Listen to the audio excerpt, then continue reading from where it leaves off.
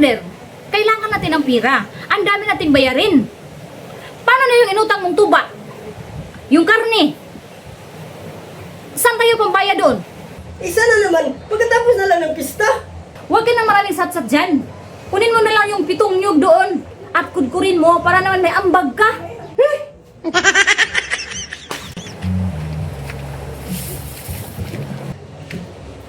Oh, ito na. O bakit yan lang? Di ba 7 yung pinakuha ko sa'yo? Hindi masarap yung muron pag kulang sa nyog. Kunin mo yung 4. Ano naman yan?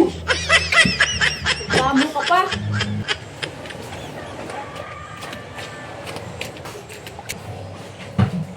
Oh, ito na.